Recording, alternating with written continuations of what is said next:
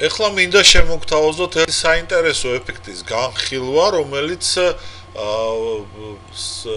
ჩვენ მოგცემს საშუალებას ასევე ტექსტი შევთავაზოთ დამკვეთს ან მაყურებელს საინტერესო ფორმაციით. ისევ ავარჩიოთ ჩვენთვის ცნობილი და საყვარელი პროგრამის Cinema 4D-ს წარწერა და შევიდეთ დეფორმატორებში ამ შემთხვევაში და ავარჩიოთ ბრძანება მეში, ანუ კარკასი. შემდეგ ისინი ორივე ვაქციოთ 0 ობიექტებად, ანუ შევიყვანოთ 0 ობიექტებში. ესე განვათავსოთ და ეხლა საჭირო არის დავამატოთ მას კუბიკი. კუბიკით ესე ვთქვათ, უნდა დავფაროთ ჩვენი წარწერა. ამისათვის გადავთოთ კარგად ცნობილ განზომილებას.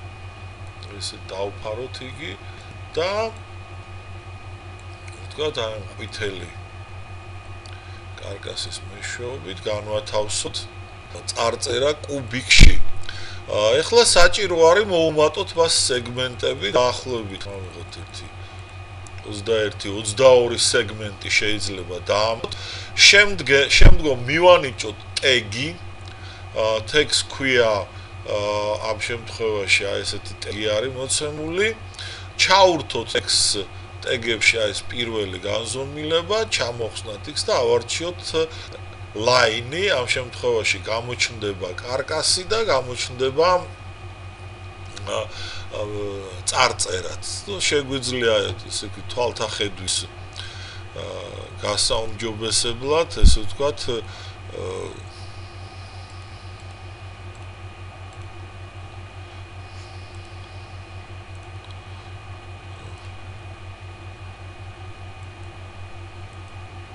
დავტოვოთ ესე როგორც არის, გადავიყვანოთ ესე ვთქვათ პოლიგონალურში გამოსახულება.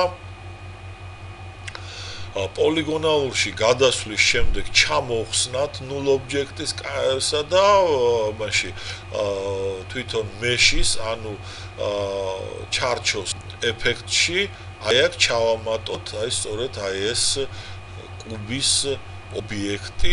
კუბის ობიექტის ჩამატების შემდეგ დავაწვევთ ღილაკს ინიციალიზაციას და ჩავრთოთ ავტო ინიციალიზაცია.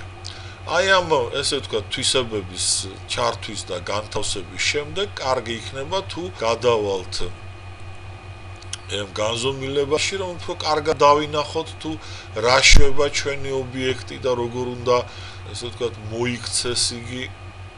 კარგად განვათავსოთ მასში.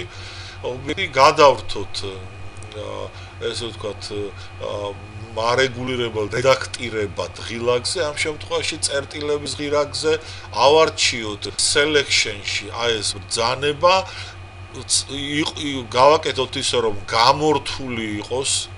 აი აქ ამ შემთხვევაში ეს კარკასი შევედეთ აი ამ განყოფილებაში და ჩავრთოთ enable, ანუ использовать ამ შემთხვევაში ეს თვისებები და აი აქ ავარჩიოთ ბრძანება spline. შემდგომ მოვნიშნოთ ორი შვა წერტილი, ამ შემთხვევაში მოინიშნება როგორც იცით 4 წერტილი, რა კი ოფციებში გამორთულია ეს თვისება და ვეცადოთ მისი მასშტაბების, ესე ვთქვათ, გავზარდეთ მასშტაბები და თუ გადავალთ ჩვენს გამოსახულებაზე, ხედავთ რა ფორმაც მიიღო, ესე ვთქვათ, გამოსახულებამ. ჩვენ შეგვიძლია ასევე დინამიკად გამოსახულებას და შემდგომ თუ მოვკიდებთ ტექსტს და გავიყვანთ და ხედავთ ეს კარკასი ასრულებს დეფორმატორის ისეთ ფუნქციას, რომლის დროს ესეთი ფორმით გამოვლინდება ჩვენი სურვილის მიხედვით და აი ამ წერტილებისა და აი ამ ესე ვთქვათ selection-ის, ანუ გამომყოფი ინსტრუმენტის გამოყენებით თავისუფლად შეგვიძლია ათასნაირი ფორმაციის, დეფორმაციის და ფორმაციის შექმნა ჩვენი ტექსტისათვის. ესეთი მცირე დანამატი მინდოდა მეთქვა თქვენთვის.